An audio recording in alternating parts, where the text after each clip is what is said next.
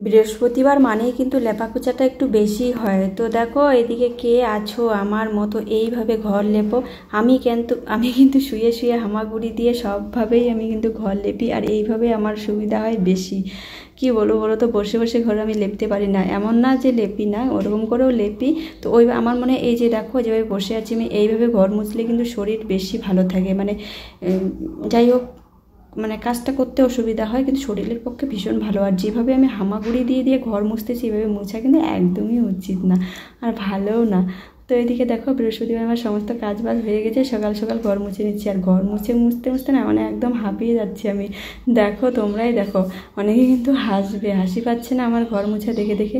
এবার আমার ছেলে কিন্তু পিছনে ক্যামেরা করতেছে। আমি কিন্তু হামাগুড়ি দিয়ে, এই যে প্রথম মানে বাচ্চারা হামাগুড়ি দিতে শিখে না, আমি কিন্তু সেরকমভাবে উল্টা দিক থেকে হামাগুড়ি শিখতেছি। তো আমি এইভাবে ঘর মুছতে আমার বেশি সুবিধা হয় আর তাড়াতাড়ি। আর বসে নিয়ে এইভাবে ঘর মুছলে না পেটে চাপ একটু বেশি পড়ে, অসুবিধা হয়। তো চলো সমস্ত ঘর বাড়ি আমি কিন্তু মুছে নিলাম। আর উঠোনে কিন্তু আমি ছড়া দিয়ে নিয়েছি সকালবেলা, তোমাদের সঙ্গে সেটা শেয়ার করা হয়নি। আর যদি পারি দেখি স্নানের আগে মন্দিরের সামনে আমি লেপে নেব। যদি আমি এখনই স্নান করবো, তো রাজদীপকে বললাম কিছু শাক আছে, শাক উঠিয়ে নিয়ে এসেছিলাম, তো সেগুলো আমি ধুয়ে পরিষ্কার করে রেখে তারপরে আমি পুজো দিতে যাবো। তো রাজদীপকে বলেছি আমি ফুল নিয়ে আসতে।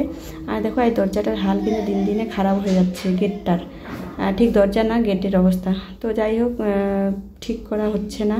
ওই পাইমার রং সব কিছুই কিন্তু আনা হয়ে গেছে। এদিকে দেখো মোটরে যেই আসছে আমি স্নান করবো, তোমরাই বলো কার ভালো লাগে। মোটরে কিন্তু একদমই জল নেই, কারণ পাইপ উপরে উঠে গেছে আর অনেকটা কুয়োর জল নিচে নেমে গেছে। তো ভাবলাম চলো না, কেন একটু সময় আছে তো চলো, আমি সময় যখন আছে তো মিষ্টি কুমড়ার ডগা আমি কেটে নিয়ে যাই।